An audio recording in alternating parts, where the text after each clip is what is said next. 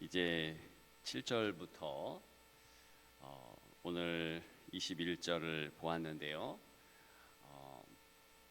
7절에 보니까 다리오 왕이 제2년 11째 달 곧 스밧월 24일에 그랬습니다. 이날에 어떤 일이 있었냐면 지금 스가랴가 8개의 환상을 보는 겁니다.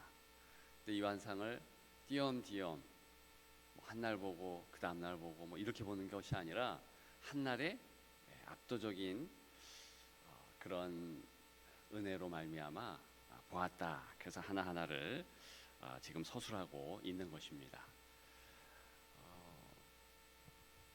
저와 여러분들이 이 땅을 살아가면서 이 땅의 세파와 또 이 땅의 여러 소식들에 휩쓸리지 않으려면 이러한 은혜가 있어야 될 것입니다. 그러니까 압도적인 하나님 말씀의 은혜,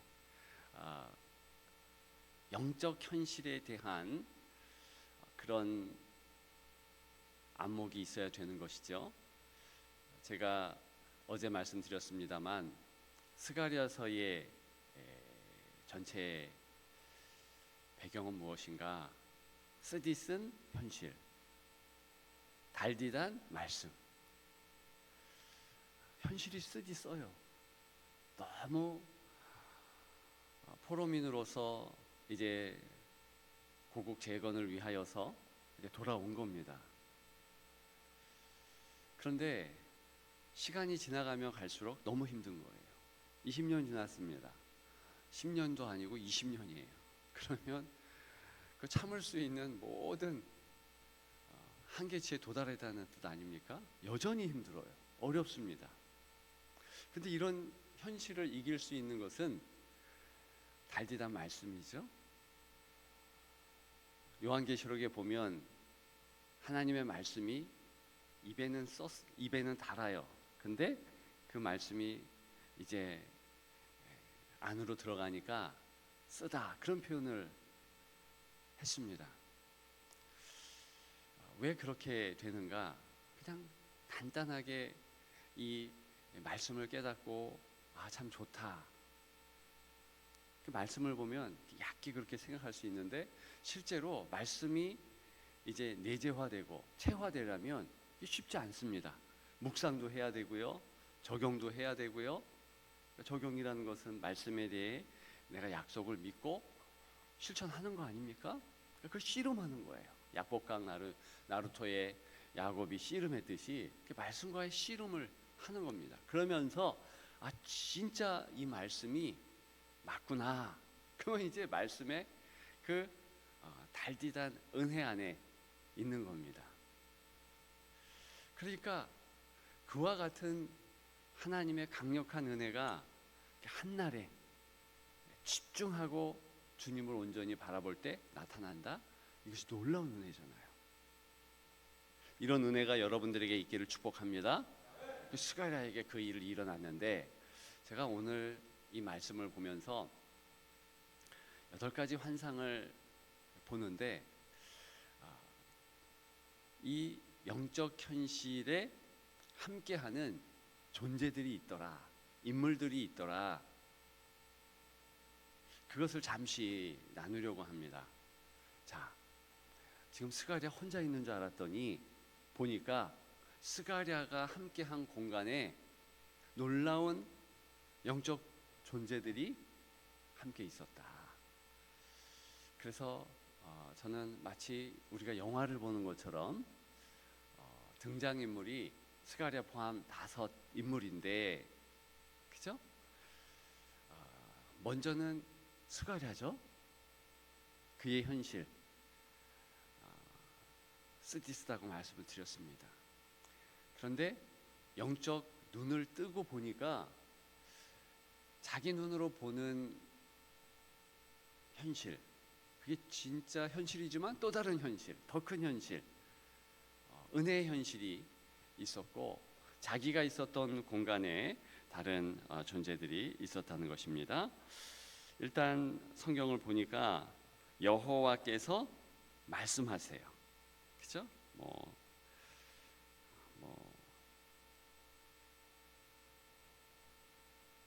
일단 우리 13절에도 보면 여호와께서 내게 말하는 천사에게, 그래서 여호와께서 말씀하신다, 하나님께서 함께 하시는 그런 정황이 있다는 것을 알 수 있습니다.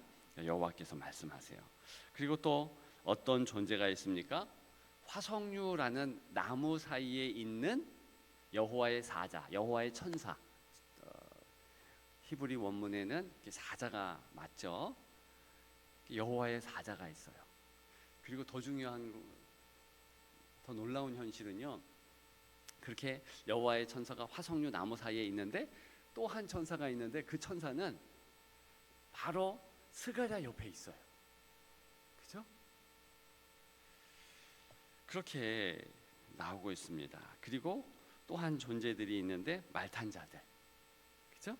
이렇게 지금 나타나고 있는데, 자, 일단은 여호와의 사자, 여호와의 천사인데 화석류 사이에 있다. 여러분 8절을 다 같이 읽어봅니다. 내가 밤에 보니 한 사람이 붉은 말을 타고 골짜기 속 화석류 나무 사이에 섰고 그 뒤에는 붉은 말과 자줏빛 말과 백마가 있기로. 아멘. 여기 화석류 나무 사이에 있다 그랬습니다. 화석류 나무 보셨습니까? 저는 봤어요. 근데 이 화석류 나무는요, 마치 화석, 그래가지고 뭐 돌과 관계 있냐, 그게 아니고 화석류 할 때 이 화자가 꽃화자입니다. 석류, 화 따로 석류나무. 그러니까 이게 무슨 뜻이냐면 석류나무는 아니에요. 근데 석류나무의 꽃을 닮은 나무예요. 이해되시죠? 중동 지역 이스라엘이나 이런데 이 석류가요 무척 맛있습니다. 저는 생각만 해도 군침이 돌 정도로. 제가 방문할 때 $1만 하면 그 석류를 다 갈아가지고 이렇게 줍니다. 얼마나 달콤하고 맛있는지. 그런데 그렇게 석류나무도 흔한데 더 흔한 나무가 있는데 그게 화석류나무예요. 석류는 아닌데 석류꽃 닮았어요. 그러니까 지천에 피어져 있는데, 근데 뭔가 이제 중요한 나무보다는, 그러니까 좀 각광받는 나무보다는 이제 중요도가 좀 떨어진다. 그런 개념의 나무예요. 근데 이게 미국에 굉장히 많습니다. 머틀나무라고 그래가지고 이 나무는요 이렇게 부러뜨려도 금방 이제 가지가 자라고요. 막 밟고 막 이래도요 또 자라고, 생명력이 강력해요. 그래서 이 나무는 선지서에 주로 이 화석류 나무가 다른 곳에서도 나오는데 회복을 의미해요. 강력한 회복력. 그리고 지천에 펴 있으니까 이게 유대인들을 얘기하고, 그리고 사실은 스가랴 자신을 또 이야기하는 겁니다. 근데 이 화석류 나무 사이에 한 존재가 있다, 여호와의 사자가 있다 그러잖아요. 이게 어디서 많이 본 이미지죠? 그게 바로 이제 요한계시록 1장에 보게 되면 주 예수 그리스도께서, 어린 양이신 예수님께서 금초대 사이에 계시죠? 촛대는 교회죠? 여기와 굉장히 연관합니다. 구약의 요한계시록이 스가랴라고 말씀을 드렸습니다. 스가랴에 나오는 이 이미지들이요 요한계시록에 30번 이상 직간접적으로 나와요.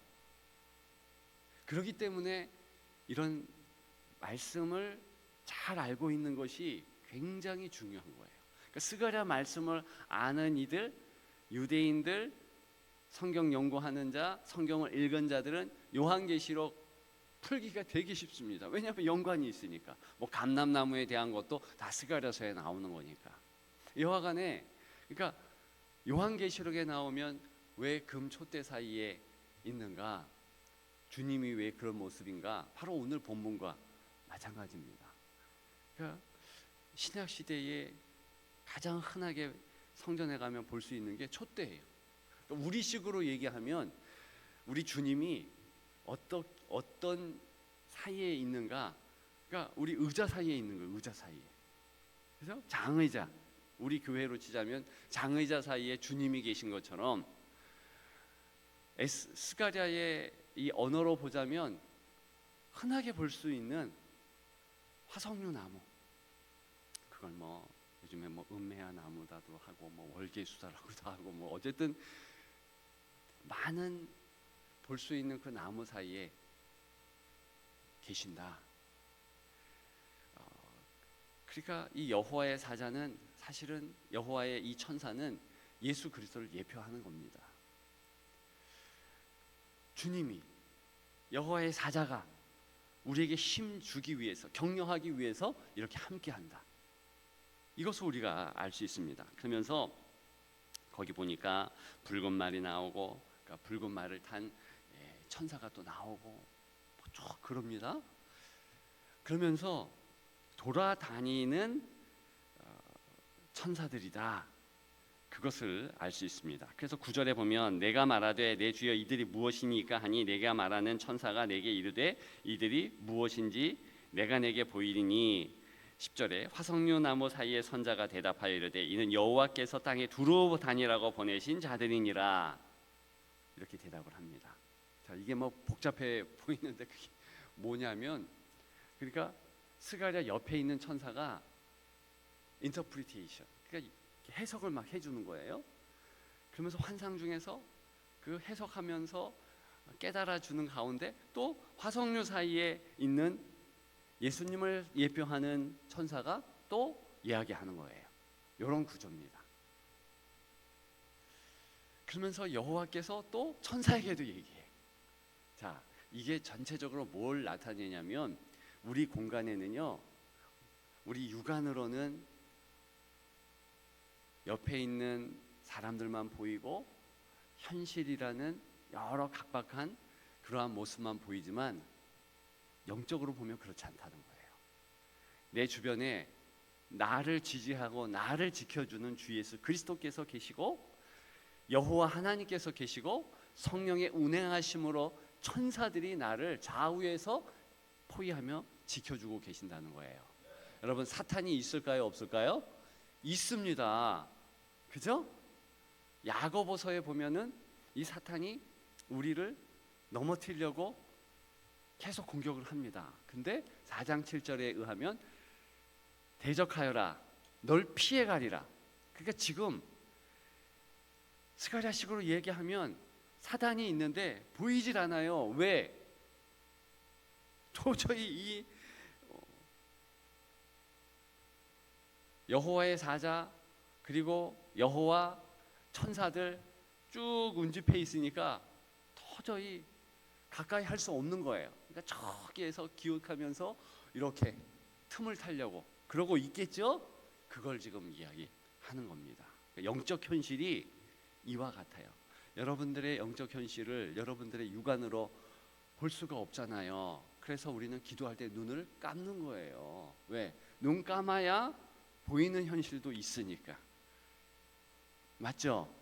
그래서 눈 감는 것은 그거 연습하는 거니까, 가장 중요한 것은 내 공간에, 물리적인 공간이라 할지라도 이렇게 스가랴를 둘러싼 하나님의 놀라운 존재들이 함께한다.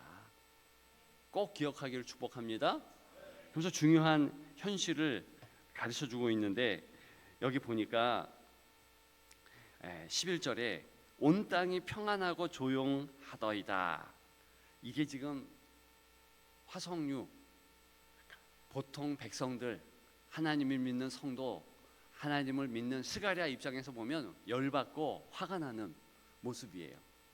왜냐하면 나는 너무 힘들거든요. 나는 현실에서 무너질 것 같고, 예루살렘에서 이 고국에 돌아왔는데 아주 각박한 현실 때문에 한숨 쉬고 탄식하고 눈물 짓고 있는데 세상은 평안한 것 같아. 그걸 지금 이야기하는 겁니다. 그랬더니 12절에 여호와의 천사가 대답하여 이르되 만군의 여호와여 여호와여 언제까지 예루살렘과 유다 사람들을 불쌍히 여기지 아니하시려 하나이까. 이게 지금 누가 신원하고 누가 탄원을 하느냐 하면 예수님이 탄원하고, 요한계시록과 똑같아요. 언제까지 심판하지 않으십니까? 그랬더니 13절에 보면 위로하는 말씀으로 대답하시는데, 14절에 만군의 여호와 말씀에 내가 예루살렘을 위하여 시온을 위하여 크게 질투하여, 이게 이제 내가 회초리를 들어가지고 때린다. 누구를 때리느냐? 지금 예루살렘을 힘들게 하는, 성도들을 힘들게 하는 자, 세상의 권세, 이 사단의 괴계, 이런 것들을 가만두지 않겠다.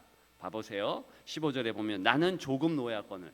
그러니까 이게 무슨 얘기냐면 심판을 하시는데 예루살렘의 거민들과 성도들이요, 하나님 뜻대로 살지 않으니까 이렇게 살짝 그 주변에 있는 열국들, 바벨론이나 페르시아나 들어서 이렇게 쳤는데, 근데 이 심판의 도구들이 뭐 더 하나님보다 분노하고, 그 정도 하면 되는데 더 분노하면서 힘들게 성도들을 괴롭혔다는 것입니다. 그래서 16절에 중요합니다. 요것만 나누고 마칠 것인데요, 내가 불쌍히 여김으로 예루살렘에 돌아왔은즉, 즉 성도를 불쌍히, 하나님께서 성장과 성숙을 위해서 잠시 성도들에게 어려움을 주지만 그게 본심이 아니라는 거예요. 그들을 불쌍히 여기고 안위하시고 인도하신다는 뜻입니다. 그리고 더 중요한 것은, 그러면서 그들 돌아오게 하기 위해서 잠시 사용했던 세상이라는 이 도구들, 심판의 도구죠. 그 도구들이 이렇게 날뛰는 것을 보면서 가만 안 둔다, 절단된다. 이것이 지금 하나님께서 하시는 말씀의 핵심이에요. 그럼 어떻게 됩니까? 지금 성도들은 안위하게 되고, 이제 세상은 정말 하나님의 강렬한 심판을 받는다.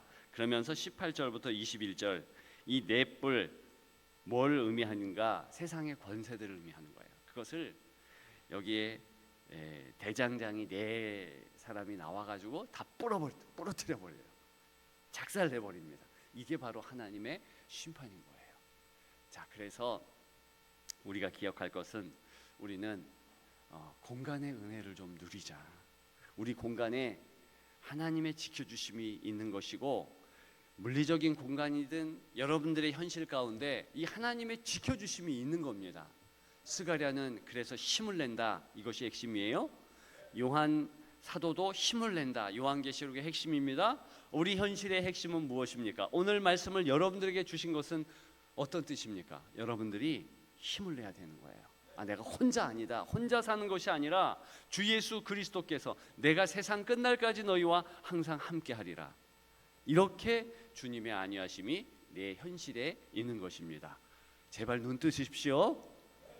기도하세요.